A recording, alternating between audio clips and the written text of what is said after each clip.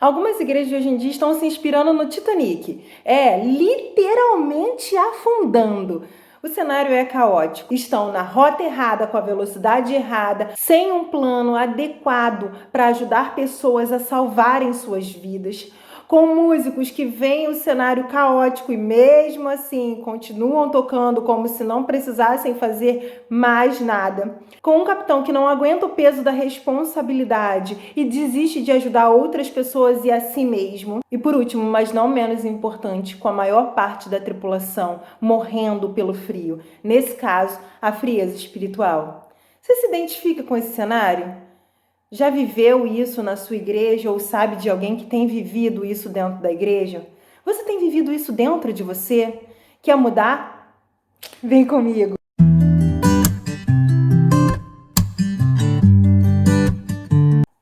Olá! Para quem não me conhece, meu nome é Milane Silvano, sejam bem-vindos ao Milane Mudança. A nossa reflexão bíblica de hoje tem por tema a hipocrisia da religiosidade.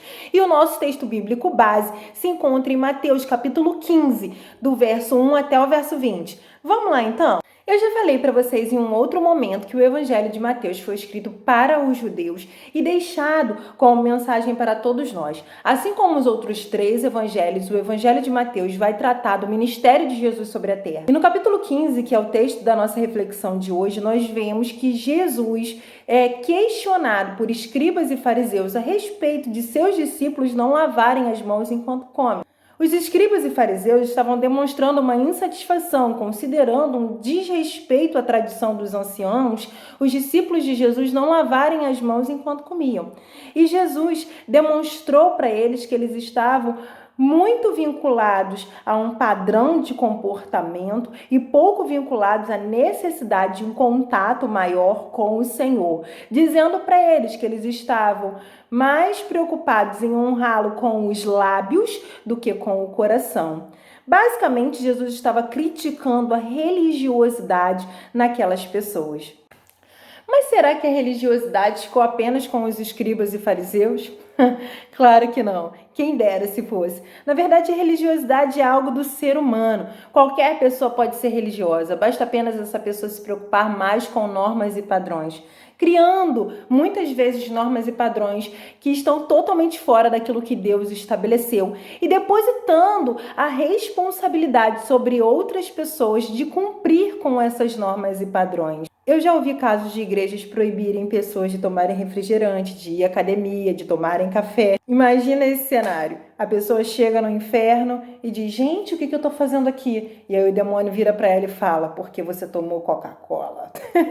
É difícil, é algo surreal de se imaginar, mas são normas que estão sendo construídas e estão totalmente fora daquilo que Deus estabeleceu. E, por se associarem a essas igrejas, as pessoas estão sendo condicionadas a cumprirem com essas normas e padrões estabelecidos. Dessa maneira, é natural que com o tempo a pessoa passe a se preocupar mais com a religiosidade, com cumprir essas normas, do que com construir um relacionamento verdadeiro com o Senhor. No capítulo 23, verso 23 do livro de Mateus, Jesus censura os escribas e fariseus, chamando eles de hipócritas, porque eles se preocupam muito com dar dízimo, mas se preocupam pouco com cumprir a lei, com exercer a sua fé. E isso é um problema. Não dá para fazer uma coisa e achar que isso anula o resto da sua responsabilidade como servo do Senhor. Eles estavam deixando de fazer algo que era essencial. E muitas vezes, nas igrejas hoje em dia, vemos líderes deixando de fazer o essencial. Vemos liderados deixando de fazer o essencial. E por isso, Titanic. A igreja começa a afundar, o frio começa a chegar, a temperatura muda, as pessoas começam a se esfriar espiritualmente. Algumas se conformam com aquela situação e ficam paradas, exatamente no lugar onde estão, fazendo exatamente o que fazem. Como os músicos no Titanic, que ficam tocando como se nada tivesse acontecendo.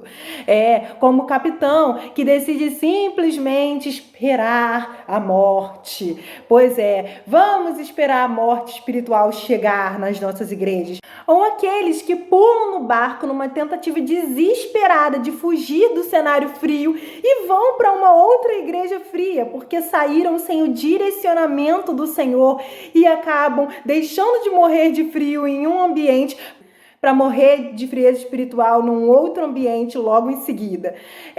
Ou ainda como aqueles que tentam sair com coerência numa atitude digna de resgatar o seu relacionamento com Deus e uma comunhão através de um culto onde se sinta a presença do Senhor. E essas pessoas simplesmente saíram, mas viram muitos outros ficando e afundando naquele barco frio, gelado, onde nada foi feito para mudar. Ah, Milane, mas nada poderia ser feito pelo Titanic, né? Realmente, nada poderia ser feito por um navio onde se cria tanta autoconfiança a respeito de sua projeção e a respeito de sua criação, a ponto de declarar que nem Deus poderia afundar esse navio. Mas é essa arrogância, excesso de confiança que estavam evidenciados no comportamento dos escribas e dos fariseus naquela época e estão ainda evidenciados nas pessoas religiosas hoje em dia. Infelizmente, pessoas religiosas querem destaque, elas querem ser reconhecidas por cumprirem com rigorosidade os padrões e as normas estabelecidas. O problema é que essas pessoas não estão preocupadas com uma vida com Deus, elas querem ser reconhecidas apenas. É complicado, né? Eu sei, é muita hipocrisia. Mas se você está cansado, se você tem visto esse cenário na sua igreja, ou na igreja de um amigo seu, ou esse cenário está acontecendo dentro de você enquanto servo do Senhor, eu quero te dizer nesse momento que nós te daremos 5 dicas bem rápidas para que você possa mudar, começar passo a passo a ver a transformação acontecer em você e no coletivo onde você congrega, para que o novo de Deus seja liberado e haja vida com Deus, haja compromisso com Deus e a hipocrisia seja erradicada. Bom, se você se identificou com essa palavra, certamente você está cansado. Você deve estar sobrecarregado, fadigado ou até mesmo descontente com o cenário que você tem visto. E se você está desse jeito, eu quero te dizer que o seu primeiro passo é trazer à memória aquilo que dá esperança. É porque nos dizem que nós estivermos cabisbaixos, cansados, onde o cenário estiver caótico, trazendo à memória, a gente começa a acreditar que dá para viver diferente, que dá para mudar, que o cenário pode ser outro. E o que te dá esperança? O que me dá esperança é Jesus. É olhar para Jesus e ver o amor dele por mim. Então, traga Jesus à sua memória. Comece a pensar em seus passos. O que Jesus faria? O segundo passo é cura da cegueira espiritual. Pois é. A palavra do Senhor diz lá em Mateus capítulo 15 que são cegos guiando outros cegos. A religiosidade promove exatamente isso. Uma pessoa cega desenvolve normas e padrões que estão fora daquilo que Deus já estabeleceu como coerente. E outra pessoa cega, por falta de conhecimento da palavra do Senhor, começa a seguir aquilo ali à risca. Quer se livrar da cegueira espiritual e andar de acordo com os padrões que Deus estabeleceu, com os princípios de Deus para a sua vida e não com os princípios de alguém que inventou qualquer coisa e você começou a seguir? Bom, leia a palavra do Senhor, porque a palavra do Senhor, como diz o salmista, é luz para o nosso caminho e lâmpada para os nossos pés. Dessa maneira, a palavra do Senhor traz claridade à vida daquelas pessoas que estão no escuro por falta de conhecimento. O terceiro passo a seguir hoje é banir a religiosidade. Sim, agora que você já trouxe à memória aquilo que te dá esperança e agora que você já tem conhecimento da palavra do Senhor e já sabe aquilo que Deus estabelece como padrão e aquilo que Ele nunca falou a respeito, Você já tem base para não comprar qualquer discurso de pessoas hipócritas que se levantam para estabelecer regras sobre a sua vida. Aquelas regras bobas, como quando alguém se levanta e diz: eis que eu te digo, tomar Guaraná Antártica é pecado. Coca-Cola, você vai pro inferno, você vai pro inferno, você vai pro inferno.